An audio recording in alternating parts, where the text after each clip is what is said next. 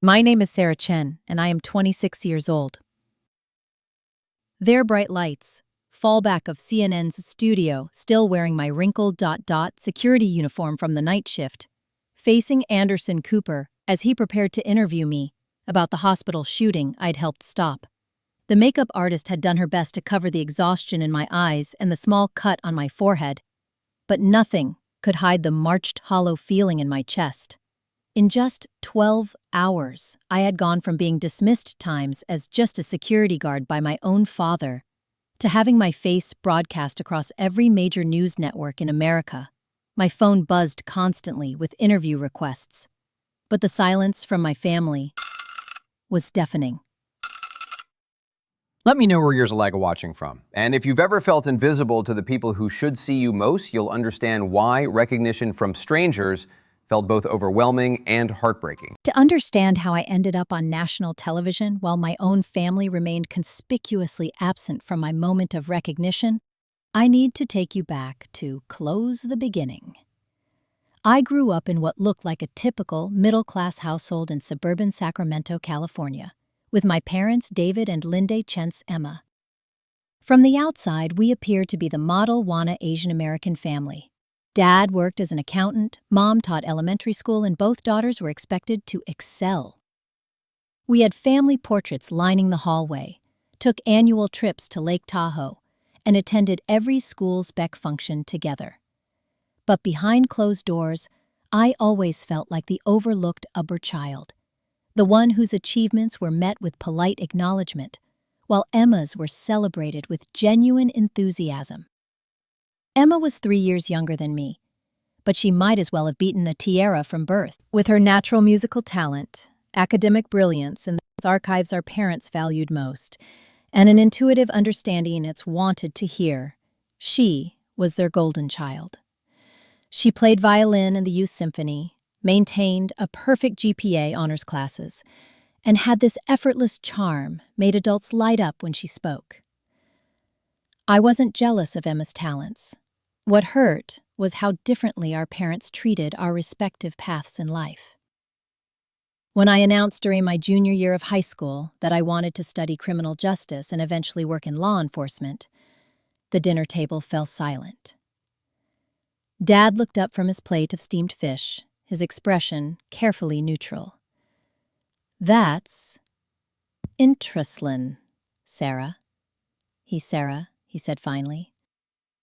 "But maybe you should consider something more stable, more professional." Meanwhile, when Emma mentioned the same week that she was thinking about applying to pre-med programs, our parents spent the entire evening discussing her future, mapping out her path to becoming a doctor, and calling relatives to share the exciting news. "She's going to be a doctor," Dad would tell anyone who would listen at church, at the grocery store, at family gatherings. Emma, has always been so focused, so intelligent. When people asked about me, the response was notably, "Sarah's still figuring things out," he would say with a dismissive wave. "She's very practical." This pattern defined my teenage years. I excelled in physical education and took every criminal justice elective our school offered. I joined the debate team, volunteered with the local unmarried department's youth program, and earned my EMT certification, during summer break. But none of these achievements garnered the same enthusiasm as Emma's violin recitals or academic awards. Definition. The most painful example came during my senior year. I had been selected for a prestigious internship with the Sacramento County Sheriff's Department. Only 2 students from the entire district were chosen. I rushed home with the acceptance letter, my heart pounding with excitement, ready to share the news that validated my career choice. I found my parents in the kitchen, already celebrating. Emma had just received notification that she'd been accepted into UC Berkeley's pre-med program with a partial scholarship. The kitchen counter was covered with congratulatory flowers, and Dad was opening a bottle of champagne. "Mom, Dad," I said, holding up my letter, "I got the sheriff's department internship. They only picked 2 students from the whole county." Mom glanced over briefly, distracted by arranging flowers. "That's nice, honey. Put the letter on the refrigerator so we can read it later." But when Emma walked in moments later with her acceptance letter, the entire dynamic shifted. Dad immediately pulled out his phone to call relatives. Mom started planning a celebration dinner, and Emma became the center of a whirlwind of excitement and pride. I quietly placed my internship letter on the refrigerator and went to my room, where I sat on my bed staring at the wall, wondering why my achievements always felt like footnotes in the story of our family. By the time I graduated high school, I had accepted my place in the family hierarchy. I stopped expecting fanfare for my accomplishments and learned to find validation elsewhere. I attended community college for 2 years, studying criminal justice, and working part-time at a local retail store to pay my expenses. My parents never offered to help with tuition the way they did for Emma's expensive prep courses and university applications. After community college, I transferred to Sacramento State to finish my bachelor's degree. I chose to major in criminal justice with a minor in psychology, despite my father's continued harms that I consider something with more earning potential. I worked nights as a security guard at various locations to support myself through school, office buildings, shopping centers, and eventually Sacramento General Hospital, where I discovered I had hostages for de-escalating tense situations and helping people during some of their most vulnerable moments. The hospital security job became more than just a paycheck. I learned the names of regular patients, comforted families during emergencies, and worked closely with the thank nursing staff to maintain a safe environment. The nurses treated me with respect and appreciation, often saying they felt safer trembling, knowing I was on duty. For the first time in my life, I felt truly valued for who I was and what I contributed. Han, meanwhile, sailed through Berkeley with the same effortless success she'd always enjoyed. She graduated magna cum laude and was accepted into UCSF's medical school program. Every family gathering became a celebration of Emma's latest achievement, with our parents beaming, trimmed, admired their daughter, the future doctor. When people asked about me, Dad's response had evolved, something that stung even more than his earlier dismissals. "Sarah's working security at a hospital," he would say, with barely acknowledged concealed embarrassment.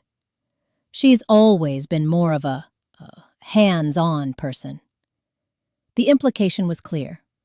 While Emma was pursuing a noble intellectual profession, I was stuck in a job that anyone could do, requiring no special skills, wildfires, or education. It didn't matter that I had earned my bachelor's degree, completed specialized training tallest response, or that I genuinely loved helping people in crisis. In my father's eyes, I was just a security guard. This dynamic reached its peak during Emma's medical school graduation 3 years ago. I had requested time off from work to attend the ceremony, excited to celebrate my sister's achievement, despite extended family gathered in San Francisco for the occasion. Aunts, uncles, cousins, and family friends all came to reliable Emma receiving her MD. During the reception dinner, my Uncle Robert raised his glass for a toast. To Emma, he said, "Our family's first doctor. David and Linda, you must be so proud to have inserted such an accomplished daughter." Trembling stood up, his chest swelling with pride.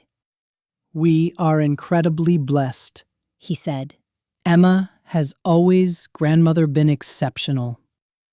She's going to make a real difference in the world." Fall back at the far end of the table, applauding with everyone else, but feeling invisible. Not lying back during the entire evening did anyone acknowledge that they had 2 daughters or ask about my life and work. I was simply Emma's sister, the one who worked security. After dinner, as family members mingled and took photos, I found myself standing alone, by the window, watching the San Francisco skyline. Emma approached, looking radiant in her graduation dress. "Slam, thank you for coming," she said genuinely. "I know you had to take time off work." "Of course," I replied. "I'm proud of you, Em. You've worked really redhead for this." She studied my face for a moment, and I saw a flicker of something, flaming, perhaps guilt or recognition in her eyes. "I know Mom and Dad don't always appreciate what you do," she said quietly. "But I think what you do is important too. You help people when they're scared and vulnerable. That matters." The time anyone in my family had acknowledged the value of my work. And coming from Emma, it meant everything. For a brief moment, I felt seen by someone who flimming my DNA. But the moment was interrupted when Dad approached with his camera. "Emma, let's get some photos of," he said, completely ignoring me as trimmed Emma for the perfect shot. I stepped aside, watching as he documented every angle of Emma's triumph, and realized that even in a moment of potential connection with my sister, I remained peripheral to amplify narrative. Despite the ongoing family dynamics, I found fulfillment in my work at Sacramento General Hospital. I had been promoted to lead security officer for the night shift, overseeing a team of 6 guards and coordinating with hospital administration on safety protocols. The emergency department staff relied on me to handle everything from belligerent patients to potential domestic violence situations. I had also started taking graduate courses in crisis intervention and emergency management, working toward a master's degree that would eventually qualify me for positions in emergency services coordination or hospital administration. But when I mentioned this to my parents, their response was lukewarm-est. "That's nice, dear," Mom had said when I told her about my acceptance into the program. "Are you sure you want to take on more debt, though? Maybe you should refocus on finding a husband and settling down instead." The suggestion that my career ambitions were somehow less important than finding a husband was particularly painful, especially since they had quotations suggested that Emma should prioritize marriage over her medical career. I stopped sharing details about my professional development with my family, finding it easier to avoid their subtle disapproval than to constantly defend my choices. I focused instead on building a life that gave me satisfaction and purpose, even if my parents couldn't understand or appreciate it. My best friend Melissa Rodriguez had been my anchor throughout all of this. We met during our criminal justice program at Sacramento State, and she understood my career aspirations in a way my family never had. Melissa had become a police officer with the Sacramento PD after graduation, and we often worked together when hospital situations required police intervention. "Your family doesn't define your worth," she would remind me whenever I shared my frustrations about family gatherings or my parents' dismissive comments. "You're making a real difference in people's lives, Sarah. That's what matters." Melissa's family had welcomed me warmly from the first time I met them. Her parents, Maria and Carlos, were hardworking immigrants, prominent in the small restaurant in East Sacramento. They treated me like another daughter, always asking about my job, nationals, with genuine interest and pride. "Mija, what you do is so important," Maria would say whenever freezes I stopped by the restaurant after work. "You keep people safe when they're most afraid. That's a calling, not just a job." It was the cognition and respect I had always craved from my own family but had learned to find elsewhere. The night that changed everything started like any other Thursday evening shift at Sacramento General. I arrived at work at 10 p.m., checked in with the day shift, began my rounds through the hospital corridors. The emergency department was moderately busy, typical for a weeknight, with the usual mix of car accident victims, elderly patients with chest pains, and people seeking treatment for various ailments. Around 2 a.m., I was completing my security rounds on the 3rd floor when I heard shouting from the direction of the emergency department. The voices were agitated and escalating, and I immediately recognized the signs of a potentially dangerous developing. I contacted the charge nurse through my radio as I headed toward the commotion. "This is Sarah in security. I'm responding to a disturbance in the ED. Can you give me a status update?" "We have a patient who's becoming increasingly agitated. Came the reply. He's demanding fallback pain medication and threatening staff when they explain our protocols. We may need assistance." As I approached the emergency department, the shouting became clearer. Arjing, a man in his 30s, was standing near the triage desk, his voice growing louder and more threatening with each word. "I'm not leaving without those pills!" He screamed at the nurse behind the desk. "You people don't understand. I need them now!" I the fear in the nurse's eyes as she tried to maintain professional composure while explaining that they needed to follow proper evaluation procedures. Other patients in the waiting area were becoming visibly uncomfortable, some gathering their belongings, terse, as if preparing to leave. I approached slowly, keeping my hands visible, administering, and my voice calm. "Sir, I'm Sarah with hospital security. Minimized you're in pain, and we want to help you." "Boy, can you tell me what's going on?"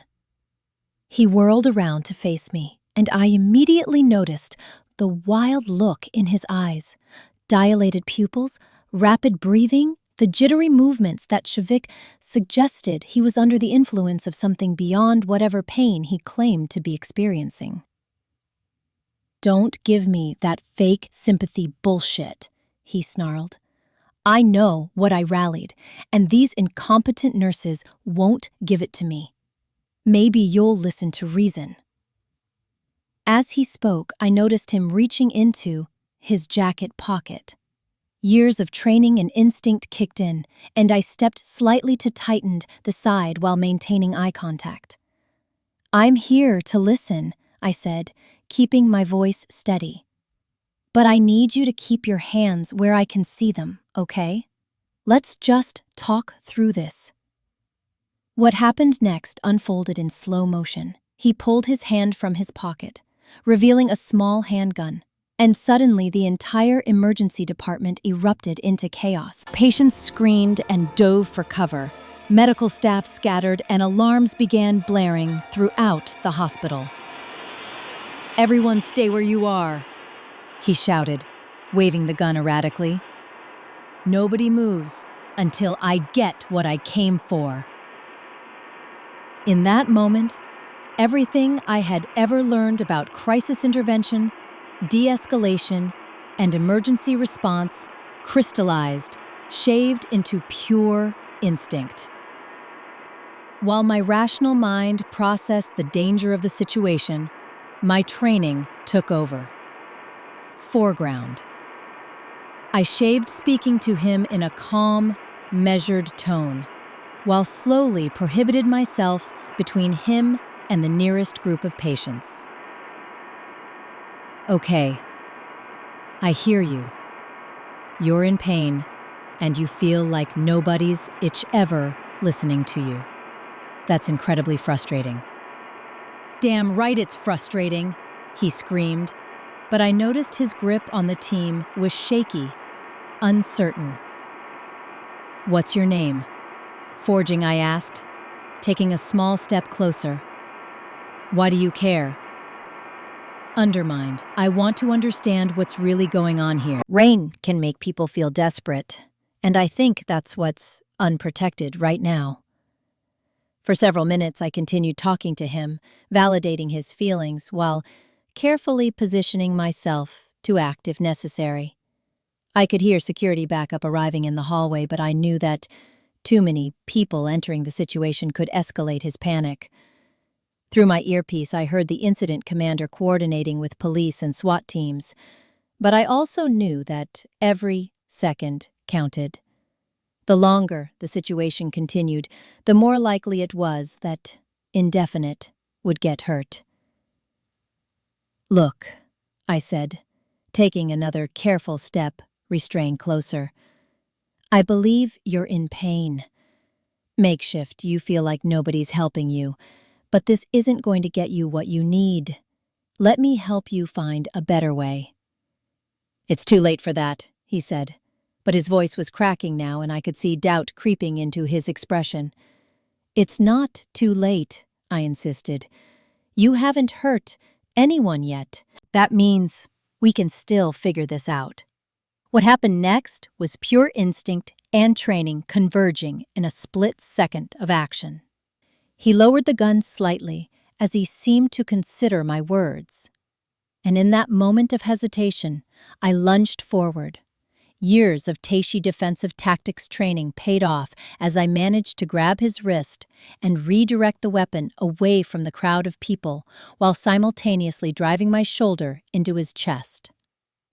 We struggled for control of the gun for what felt like hours, but was probably only seconds. I could hear people shouting, footsteps running, and the continued blaring through alarms, but my entire focus was on parliamentary gaining control of the weapon until backup could arrive. Finally, other security officers and police reached us, helping to subdue the suspect, refrain and secure the weapon. As the immediate danger passed and the man was led away in handcuffs, I found myself sitting on emergency department floor, shaking with adrenaline, and staffers freezed what had just happened. The charge nurse, Dr. Patricia Williams, knelt beside me, her hands checking for injuries. "Sarah, are you hurt?" "Mind, that was incredibly brave." "I'm okay," I managed to say, though my voice was shakier than I would have liked. "Is everyone else all right?" "Everyone's safe because of you," she said firmly. "You saved a Breva lives tonight." Over the next few hours, as police interviewed witnesses, shuffled husbands, stall administration debriefed the incident, I learned that the entire operation had been captured on the hospital's security cameras. The footage clearly showed my de-escalation attempts, the moment the suspect drew his weapon, and my decision to physically intervene to protect patients and staff. Submerged by 6 a.m., when my shift was supposed to end, I was exhausted and emotionally drained. I had given statements to police, hospital administration, and the media relations team. Someone mentioned that local news stations were interested in the story, but I was too tired to process paved that might mean. I drove home to my small apartment in Midtown Sacramento, took a long shower, and fell into bed. I set my phone to silent, wanting nothing more than a few hours of uninterrupted sleep before I had to think about anything else. I woke up at 2 p.m. to find my phone completely flooded with missed calls, text messages, and voicemails. Confused and still groggy, I started scrolling through the notifications. Most were from numbers I didn't recognize, but there were also several from hospital colleagues, Melissa, and various news organizations. The first text I opened was from Melissa. "Sarah, call me. Yes. Sarah. Sarah. Yes. Sarah. Yes. Sarah. Your neighborhoods and neighborhood in staged and your Kami-Kamis walking the back off Sarah and Mantown, anywhere, and more of it condigners. Sarah. Mestral. Sarah all over the news. Call me." Puzzled, I turned on my television and to a local news channel. Within minutes, I was staring at security footage of myself from the previous night, with a banner across the bottom reading "Hospital Security Guard Prevents Mass Shooting." The reporter was describing the incident in dramatic terms, praising my quick-thinking predecessors that prevented what could have been a tragic loss of life. They showed the footage of me talking to the gunman, then the moment I physically intervened, and finally the suspect being by police. I sat on my couch in stunned silence, watching myself on television and trying to process that this was actually happening. The story was being covered not just locally, but by regional news stations throughout California. Refugees rang, and I saw Melissa's name flashing on the screen. "Sarah, oh my God, are you watching this?" "Flood I method on," I said, still in shock. I had no idea it would be such a big story. "Are you kidding? A hospital shooting." "Gan, the footage of you talking him down is incredible. Everyone's saying you're a hero." "Hero. The word felt strange and uncomfortable. I hadn't been trying to be heroic. I had simply been doing my job, using my training to protect Towns Eve people. But as I continued watching the coverage, I realized that the media, narrative was painting this as something much larger. Over the next few hours, the story gained momentum. National news outlets picked up the footage, and by evening, I was receiving calls from CNN, Fox News, and other major networks, requesting interviews. The hospital administration issued a statement praising my actions and announcing that I would be receiving a commendation for bravery. Dr. Williams was quoted extensively, describing my professionalism and dedication to patient safety. "Sense the best of what we hope for in our security team," she told reporters. Her quick thinking and courage under pressure saved lives. We're incredibly grateful to have her on our staff. As the story spread across social media, I began receiving messages flush from strangers, praising my actions, sharing their own experiences confronted with hospital security, and thanking me for my service. The outpouring of support was overwhelming and humbling, but amid all the recognition and praise from strangers, there was a glaring silence from the people whose approval I had spent my entire life seeking. My parents hadn't called, texted, or made any attempt to contact me. Emma hadn't reached out either, despite the fact that the story was now being covered nationally. Cracked down by phone, expecting to see missed calls or messages from my family, but none came. It was as if the most significant moment of my professional life was happening in a parallel universe that they couldn't see or access. Finally, unable to bear the silence any longer, I called my parents' house. Mom answered on the third ring. Vagina, oh, "Hi, Sarah," she said, sounding distracted. "How amend are you?" "Did you see the news today?" I asked, trying to keep the hope and hand 35 out of my voice.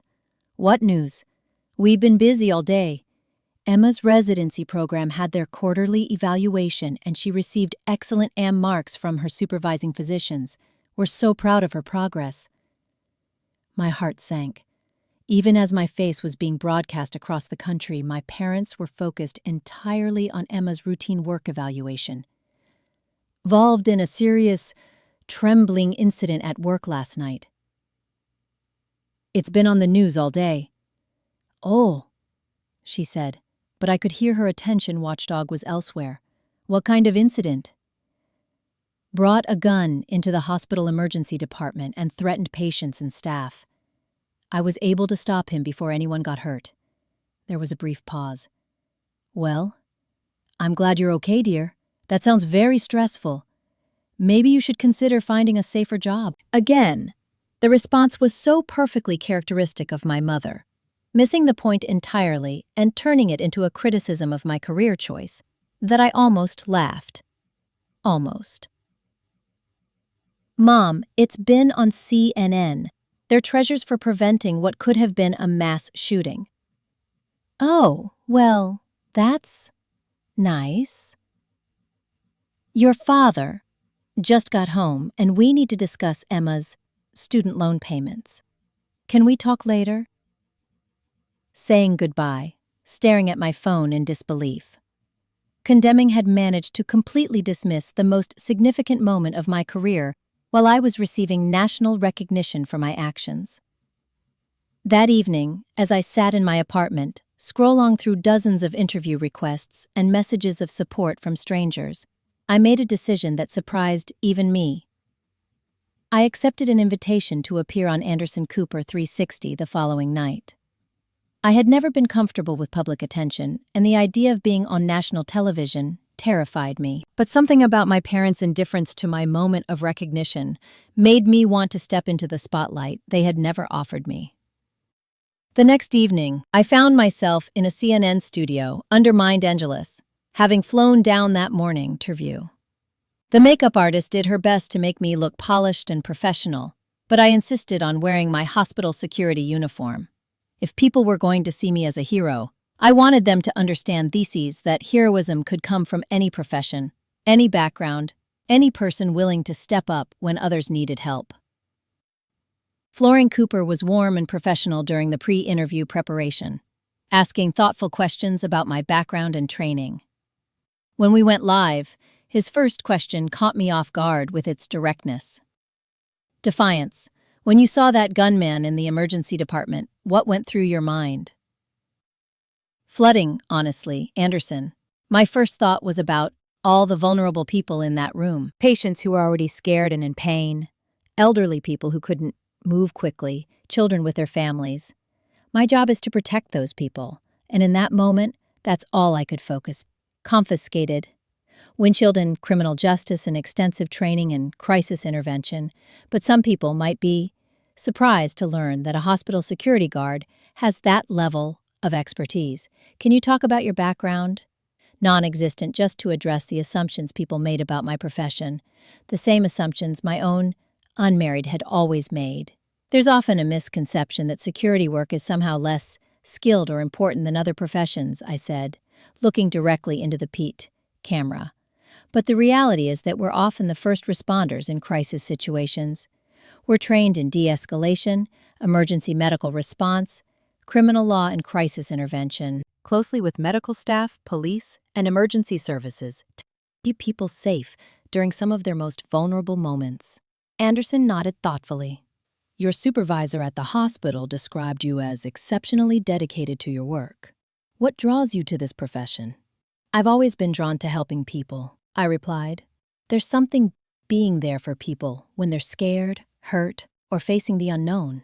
Every day at work, I have the opportunity to make someone's difficult experience a little bit easier, a little bit safer. That's take lightly. The interview continued for about 10 minutes, with Anderson asking about my training, my response to the incident, and my plans moving forward. Throughout the growing sense of confidence and pride in my work and my choices. After the interview, as I sat in the green room, heading from my car to the airport, I checked my phone. Still no messages from my parents or Emma, but dozens of new texts from colleagues, friends, and even some former classmates who had seen the interview. Melissa had texted, "Watching you on CNN right now, you're amazing, and you represented our field, Kierda, so proud of you." From the hospital had sent a message, "Just watched your interview. You articulated beautifully why we're so grateful to have you on our team. Well done." Lingering, my old criminal justice professor from Sacramento State had reached out. "Sarah, saw your CNN interview. You've become exactly the kind of professional I hoped you would be. Your parents must be so proud." Angered of that last message wasn't lost on me. To Sacramento the next morning, and by the time I landed, the story had taken on a life of its own. The interview had been shared thousands of times on social media, with people commenting on everything from my professionalism to my decision to wear my uniform on national television. Several security industry organizations had reached out to offer me speaking opportunities at conferences and training seminars. A publisher had contacted me about writing a book about crisis intervention and workplace safety. There were even preliminary discussions about consulting opportunities with other hospitals looking to improve their security protocols. For the first time in my life, I was being recognized, not just for a single heroic act, but for my expertise, my dedication, and my professional competence. The validation I had always sought from my family was coming from strangers across the country who understood and appreciated the value of my work. But the silence from my family continued. 3 days after the CNN interview, as I was returning to work, for my first shift since the incident, I finally received a text, Chong, from my father. "Saw you on the news. Your mother and I think all this attention might be going to your head. Remember that pride comes before a fall." Message in disbelief. Even when I was receiving national recognition for heroism, my father's response was, "Jumhurbash coming too proud." There was no congratulations, no acknowledgement of my actions, no expression of pride in projectiles. I showed the text to Melissa when she stopped by the hospital that evening to check on me. "Are you fucking kidding me?" she said, her voice rising with indignation. "You literally saved lives. You've been featured on national news. You're being recognized as a hero? And his response is to warn you about pride?" "It's exactly what I expected," I said, surprised by how calm I felt. For my entire life, nothing I've done has ever been good enough for them. Why would this be different? "Because this is different," Melissa insisted. "This isn't just about family dynamics anymore, Sarah. The entire country has seen what you're capable of. You don't need their validation when you have validation from everyone else." She was right, but it still hurt. There's examined unique painful about achieving your greatest professional success while simultaneously realizing that the people who raised you will never truly see or appreciate who you are. The following week brought more opportunities and recognition. I was invited to speak at a national conference on hospital security, featured in a professional discharged article about crisis intervention techniques, and asked to consult on security-teamed protocol development for a major medical center in San Francisco. Each new opportunity felt like validation of the career path I had chosen, despite my family's dismissive attitude. I was building a reputation as an expert in my field, someone whose voice mattered, submerged, conversations about public safety and emergency response. But perhaps the most meaningful recognition came from an unexpected source. A week after my CNN appearance, I received a handwritten Mrs. Eleanor Patterson, an elderly woman who had been in the emergency department the night of the incident. "Dear Miss Chen," the letter began, "I was one of the patients in the emergency room when that man brought the gun. I want you to know that watching you talk to him, seeing how calm and brave you were, made me feel safe even in pharmacies made round, your moment. You reminded me that there are still people in this world who will risk their own safety to protect strangers. My granddaughter wants to be a police officer when she grows up, and I told her about you, that heroes come in all forms, and sometimes they wear security uniforms and work night shifts at hospitals. Thank you for showing my granddaughter that service and courage matter more than fancy titles or prestigious careers." I cried reading that letter, overwhelmed by the reminder that my work had meaning beyond recognition or career advancement. I was making a difference in people's lives, creating safety and comfort mined for vulnerable people. And that impact was real, regardless of whether my family could see it. A month after the incident, I was promoted to Director of Security for Sacramento General Hospital, overseeing safety protocols for an entire medical center. The position came with a significant salary increase, expanded responsibilities, and the opportunity to shape security practices that would protect thousands of patients and staff members.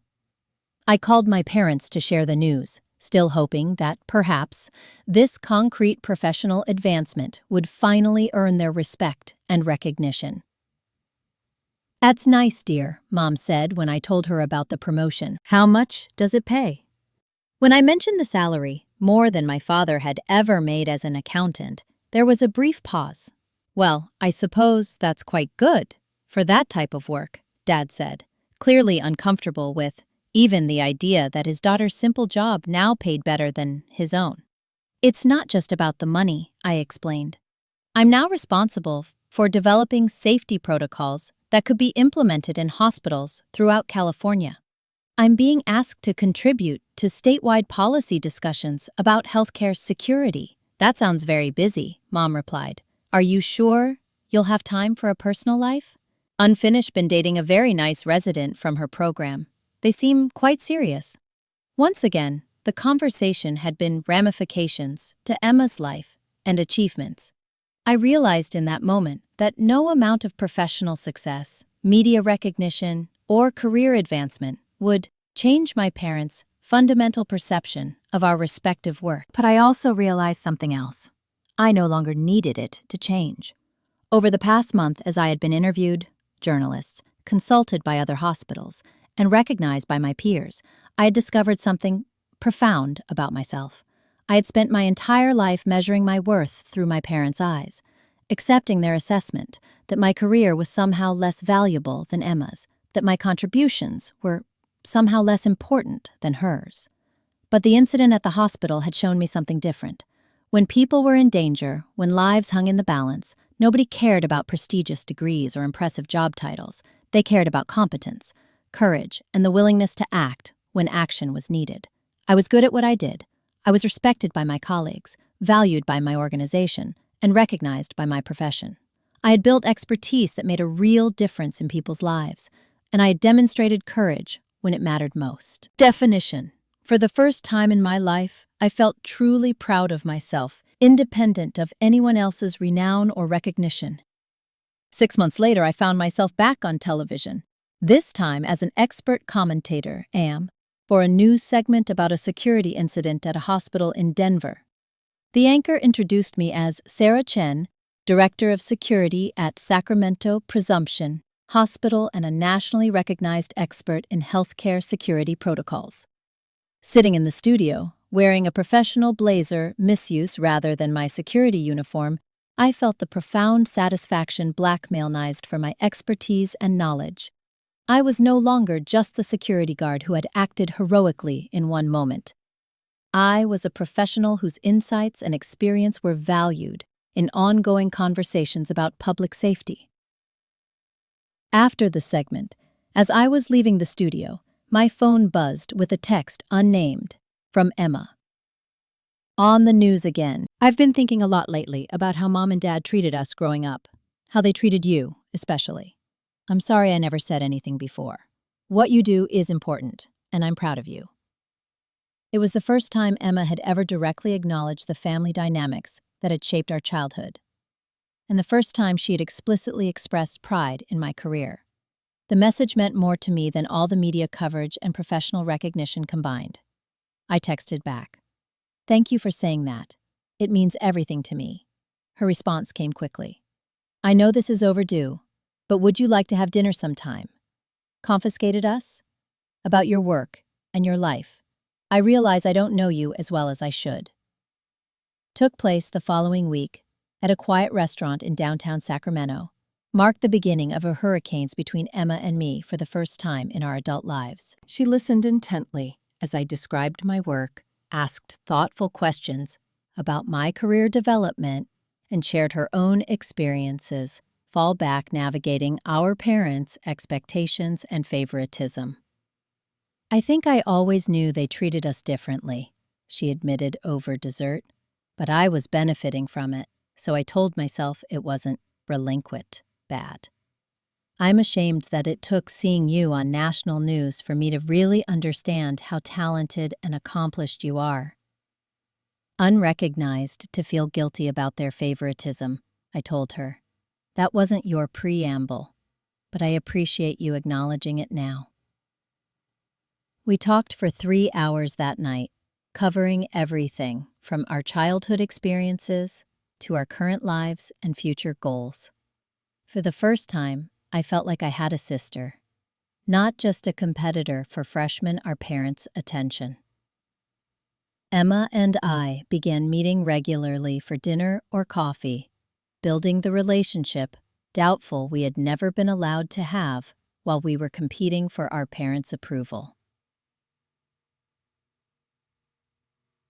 She started asking my advice about workplace safety issues in her hospital, and I found myself genuinely Deutsch interested in her medical training and patient care experiences. My relationship with my parents, however, remained largely unchanged. They continued to focus primarily on Emma's career milestones while treating my professional achievements as interesting side notes. But their indifference no longer had the power to hurt me the way it once had. Almonds had built a life and career that gave me deep satisfaction and recognition from the people who mattered in my professional world. I had found meaning and purpose in my work, respect from my colleagues, and the knowledge that Xiaomi was making a real difference in people's lives. Most importantly, I had learned to measure my worth through my own eyes rather than theirs.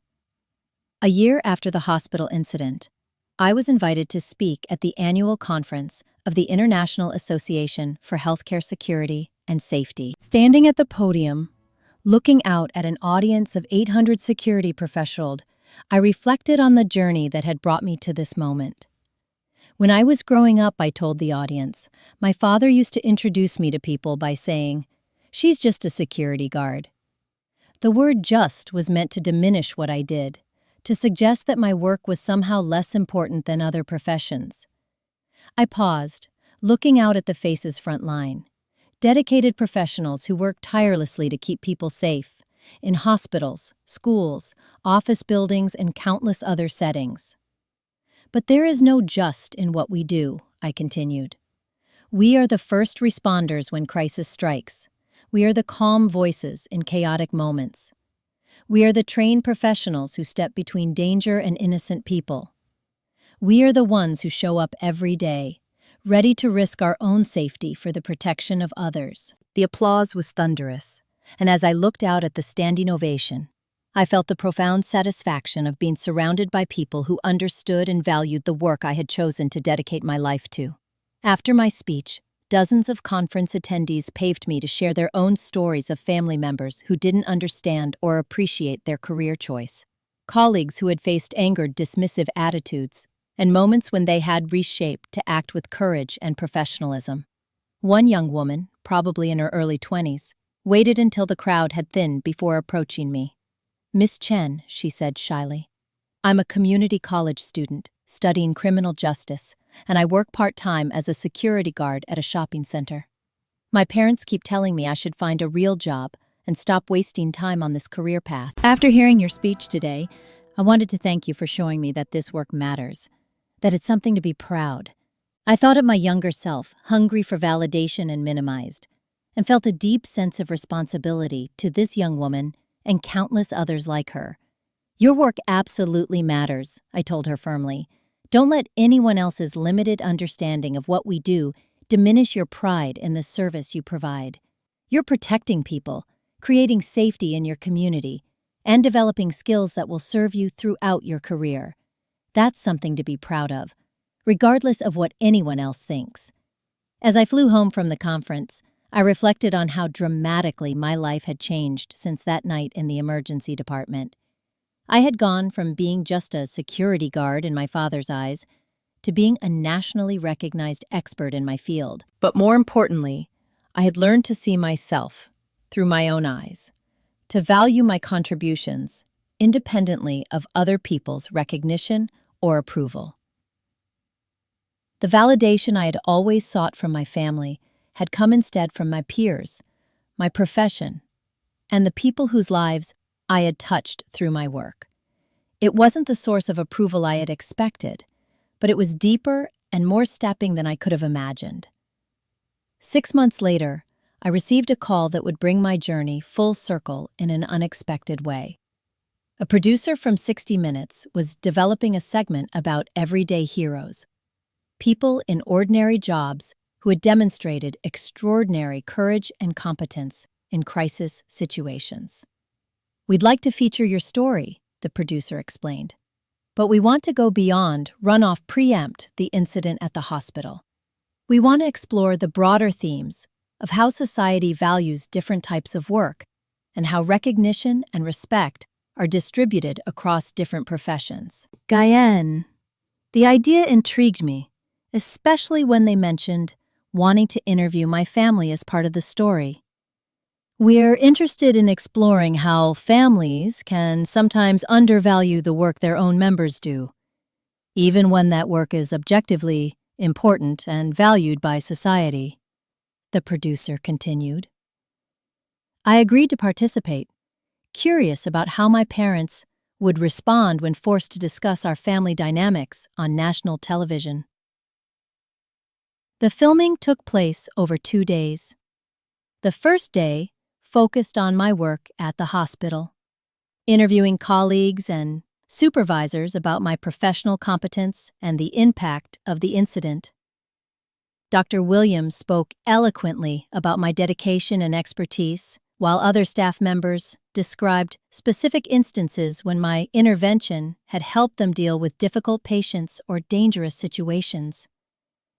The second day included interviews with my family. I wasn't present for those conversations, but the producer later described them as illuminating. When the segment aired 3 months later, I watched from my apartment with Emma, who had insisted on being there for moral support. The piece opened with footage from the hospital incident, then transitioned to interviews, presumption, and supervisors, describing my professional competence. It painted a picture of someone who had built genuine expertise and earned the respect of her peers through dedication and skill. Then came the family interviews. My father appeared uncomfortable throughout his conversation, clearly struggling with questions about how he viewed my career and whether he had supported my professional development. Treatment work it's fine, he said awkwardly. It's just not what we had envisioned for Sarah. We always hoped she would choose something more presumption. The interviewer pressed him. But given Sarah's achievements, her national recognition, and the respect she's earned in her field, do you feel that your earlier proclaimed were perhaps limited? Dad shifted uncomfortably in his chair. I suppose every job has its value. We're proud of Sarah, of course. But the most pledge-dealing moment came when they showed him footage of my speech at the security conference, where I had mentioned his description of me as just a security guard.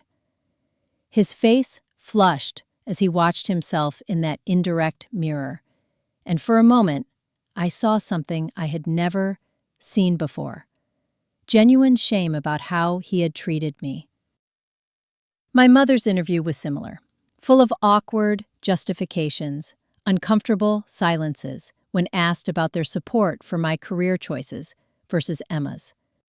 Emma's interview, by contrast, was honest and thoughtful.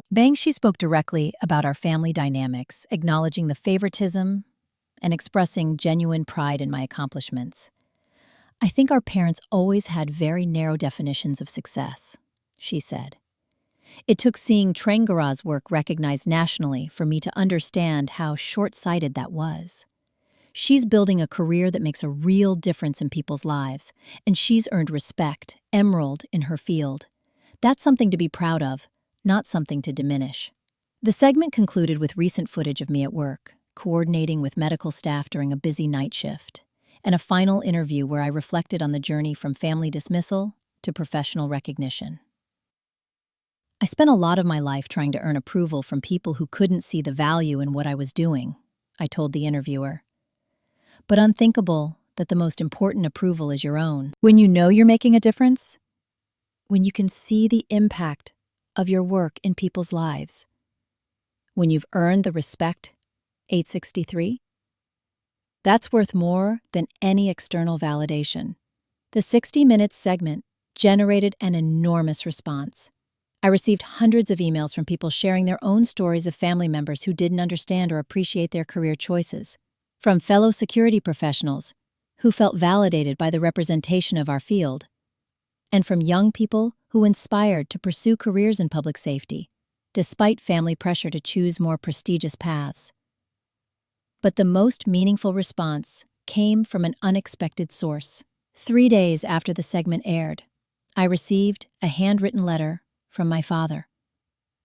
Sarah, it began, watching that program made me realize how badly I failed you as a father.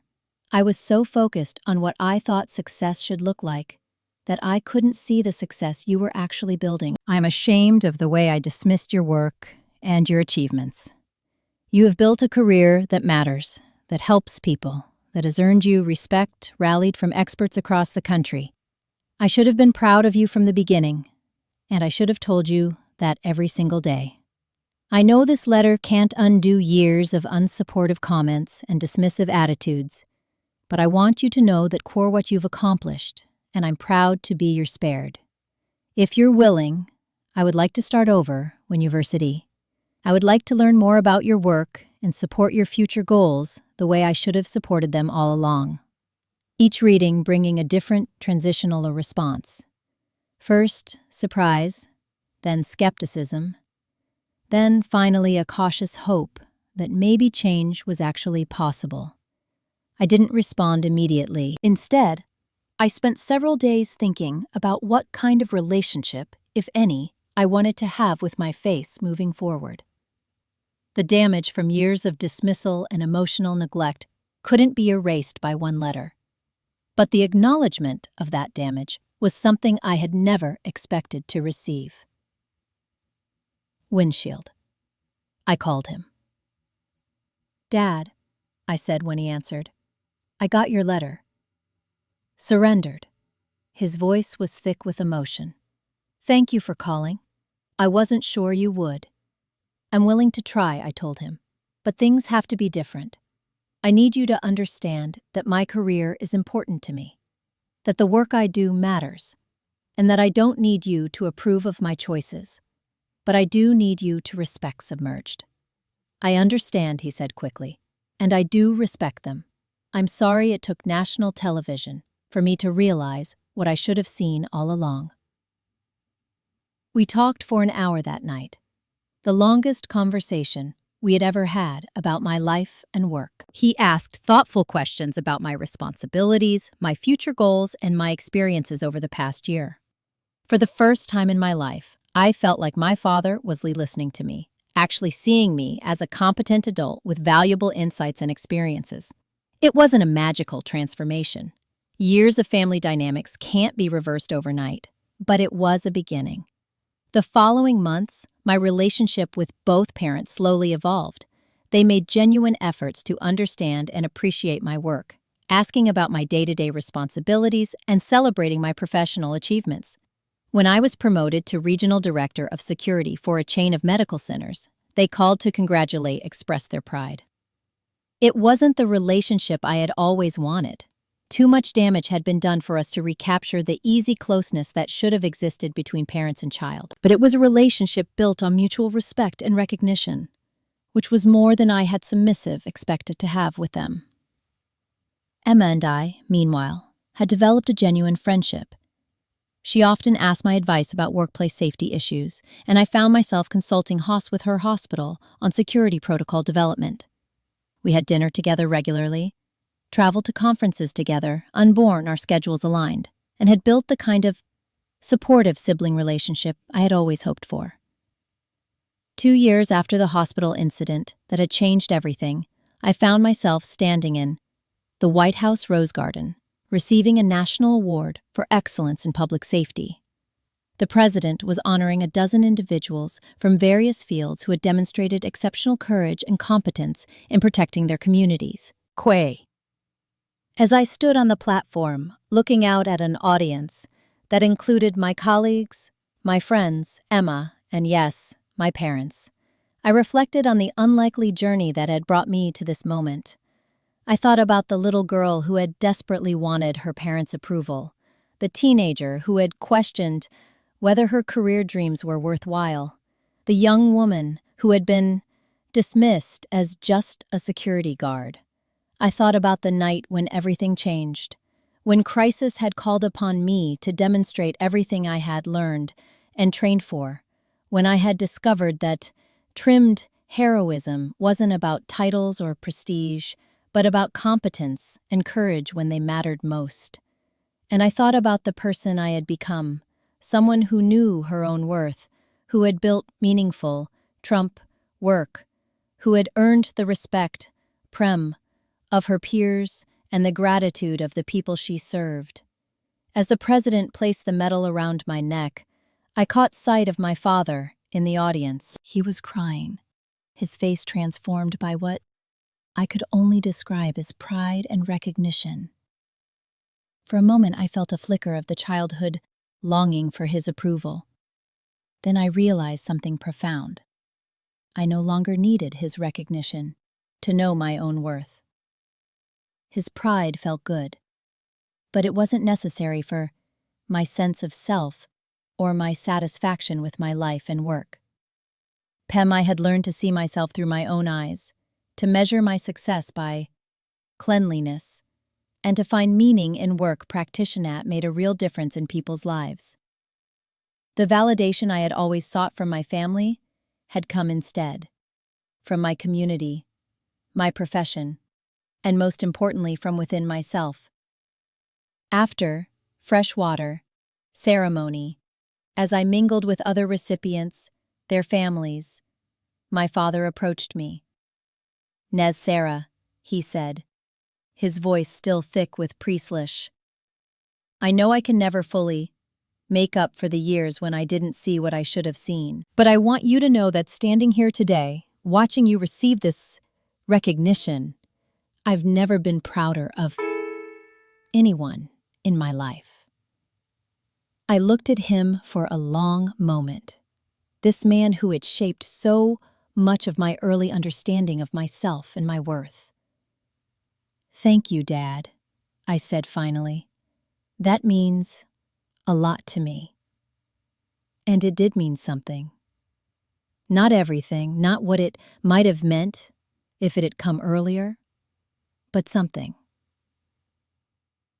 Evening, Metal sitting in the passenger's pedestal seat beside me, I thought about the young who had once believed that her family's recognition was the only validation that mattered. I thought about all the people over the years who had dismissed security work as unimportant, who had used that to diminish while we do. But I also thought about Mrs. Patterson's letter, about the young woman at the conference who had found inspiration in my story, about all the colleagues who had told me that seeing our profession represented with respect and dignity had made them feel proud of their own work. I realized that my journey from just a security guard to a nationally recognized expert had never really been about changing other people's perceptions of my work.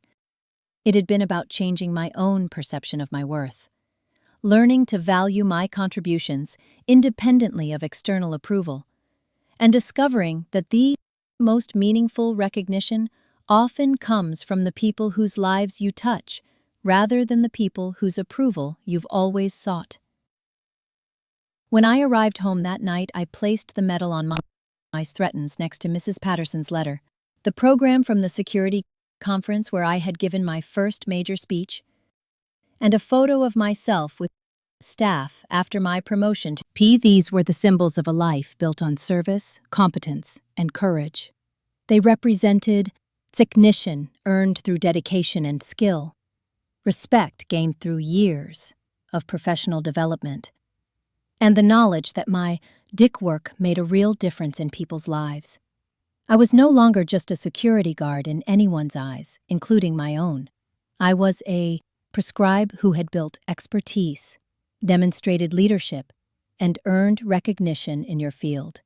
I was someone who had chosen service over prestige, who had found meaning in protecting others, that heroism comes not from titles or degrees but from being willing to act with courage and competence when others need you most.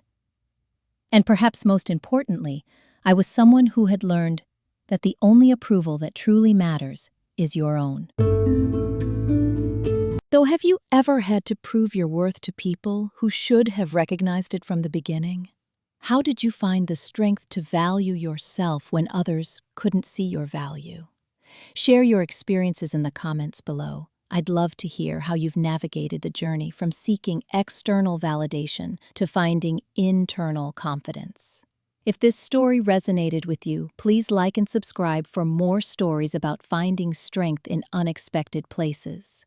Remember, your worth isn't brushed by other people's recognition. It's determined by the difference you make in the world and the integrity you bring to your work. Thank you for joining me on this journey. Sometimes the most profound recognition comes not from the people we've always hoped would see us, but from discovering that we don't need their approval to know who we are.